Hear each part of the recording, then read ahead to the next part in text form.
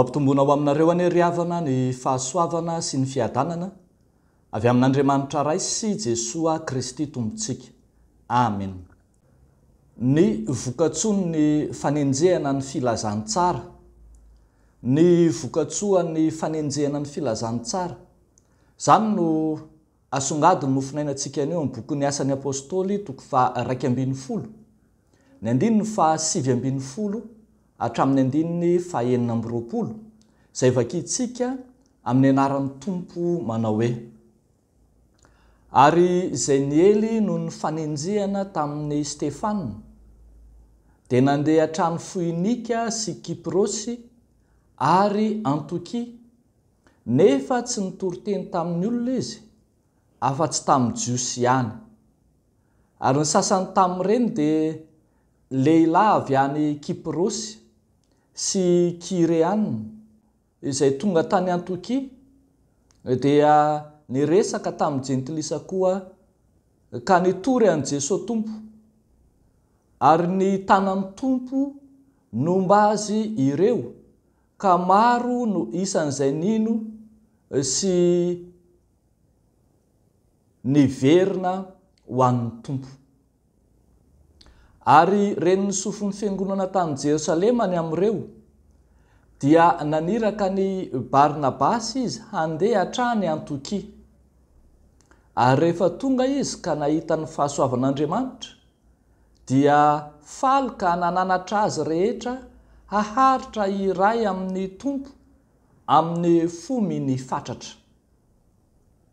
Fa lehilahy tsara fanahy izy, sady feno ny fanahy masina sy finoana, ary marobe ny olona nanampy ho an'ny Tompo.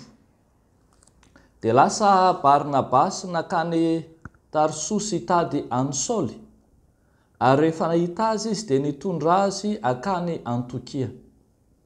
Ary niara-niasa tao amin'ny fiangonana hatramin'ny herintaona angarangidina izy roa lahy, ka nampianatra olona maro. Ary tany Antiokia no voalohany nanaovana ny anaran'ny mpianatra hoe Kristianina. Ray masino, manamasinana anay amin'ny fahamarinana, ny teninao no fahamarinana. Amen. Ny vokatsoan'ny fanenjehana ny filazantsara. Mahagaga ry havako fa tany amin'ny tany jentilisa, tany Antiokia no niantsona voalohany ny fiangonana hoe Kristianina. Zany dia vokatra madiodio ny fanenjehana ny filazantsara. Fa rehefa maty martyra tokoa mantsy Stefana, ilay diakonina nofidiana ao amin'ny Asan'ny Apôstôly toko 9, dia lasa vaky nandositra ireo mpino niparitaka tany amin'ny tany maro samihafa. Nagaga tsy takatry ny saina ny fitondran'Andriamanitra, fa zany fanenjehana ny fihavana Kristianina zany no zary nampiely ny finoana tany amin'ny toerana rehetra izay niafenan'ireo Kristianina ireo. Dia tonga nely-pahatra nanerana izao tontolo izao ny finoana Kristianina, vokatry ny fanenjehana azy ireo. Hitantsika eo arak'izany fa nivelatra mitory tany amin'ny jentilisa fa tsy nijanona ho an'ny Jiosy ihany ny finoana an'Andriamanitra. Ary hitantsika eo fa fahombiazana tanteraka no nateraka izany. Zary lasa fitoriana filazantsara ho azy ny fandosirana na ny fiparihan'ireo Kristianina nandositra ny fanenjehana. Ary nahagaga fa saiky nahomby avokoa ny filazantsara nateraky ny fanenjehana. Reto mofinainantsika ireto dia mitanisa vokatra anankitelo izay nateraky zany fanenjehana zany. Eo amin'ny 2:20 dia ambara fa ny tanan'ny Tompo nomba azy ireo, ka maro no isan'izay nino sy niverina ho an'ny tompo. Maro no isan'izay nino sy niverina ho an'ny tompo. Ireo nino dia ireo jentilisa nandray ny filazantsara. Ireo niverina ho an'ny tompo dia ireo jiosy tany ampielezana izay nandray ny filazantsara. Mbola vokatra ihany koa eo amin'ny 2:4 manao hoe fa lehilahy tsara fanahy izy sady feno fanahy masina sy finoana, ary maro be ny olona nanampy ho an'ny tompo. Maro be ny olona nanampy ho an'ny tompo. Tsy arakaraky ny fanenjehana sy ny tahotra ny fahafatesana fa vao maika ny rohatra ny olona anaraka ny finoana kristianina. Ary zary lasa hita maso mihitsy azy zany ka niteraka ny fiangonana. Tatsika eo amin'ny 2:20 tapany farany dia ambara fa tany Antokia no voalohany nanaovana ny anaran'ny mpianatra hoe kristianina. Zary lasa nanana anarana na fikambanana ny mpino ka dia lasa vavolombelona hita maso mijoro na dia eo aza ny falenjena. Ravako malala ao amin'ny tompo, ny finoana kristianina, indrindra ny finoana protestanta dia finoana vokatry ny fizahanttoetra, vavolombelona hita maso ateraky ny fanenjehana maro samihafa.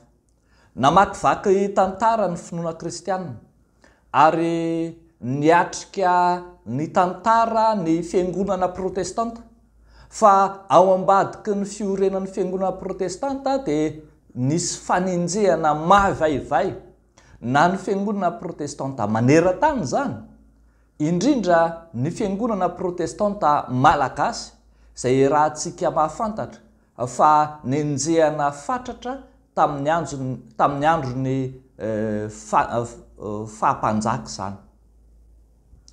Ny tantara riavako dia milaza fa ny isan'ny kristianina tamin'ny voananomboka ny fanenjehana nataon'ny ranavalona mpanjaka dia vitsy lavitra no nisan'ireo kristianina tao aorianan'ny fanenjehana. Zany hoe tao anaty fanenjehana sy nanaovana azalambo ny kristianina ka nahatonga an'ireo mpino malagasy nandositra sy ny afina tany Andavabato, tany Ambodifahitra, nisy tany Vonizongo, nisy tany Akaratra sy ny toerana maro samihafa izay niafenan'izy ireo.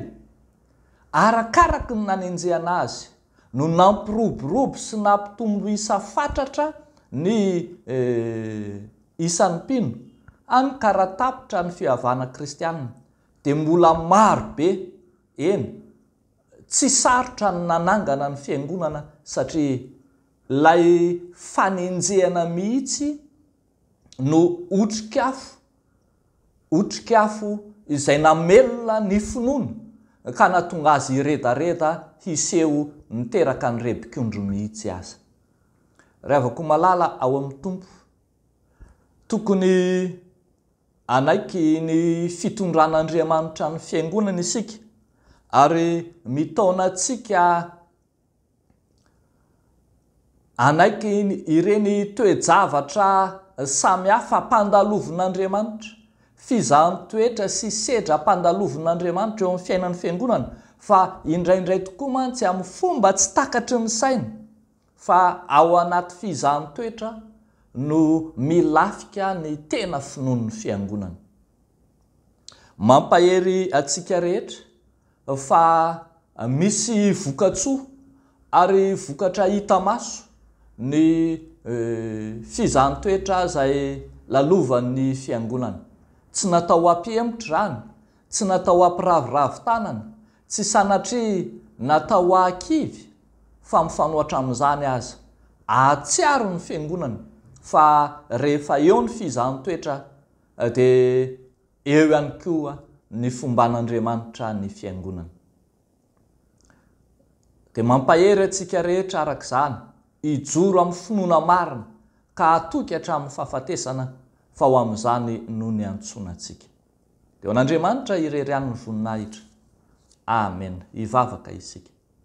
Andriamanitra rainay eo misaotra anao izay namelona ny finoanay tao amin'i Jesosy Kristy, ilay efa nizahan-toetra sy niaritra fanenjehana fahoriana maro samihafa ka namelona ny finoanay hatramin'ny ankehitriny. Misaotra Tompo, satria fantatray fa ianao Andriamanitra mihitsy no efa momba anay mandrakariva amin'ireny rehetra ireny. Ankehitriny izahay, ry Andriamanitra rainay eo, dia mivavaka eo anatrehanao ho an'ireo mpitory filazany tsara any amin'ny toerana maro samihafa, indrindra ireo evanjelistra izay mamaky ny filazany tsara any amin'ny toerana saha vaovao, ary mbola misy mihitsy aza ireo saha izay mbola manahirana ny fitoriana ny filazany tsara amin'izy ireny.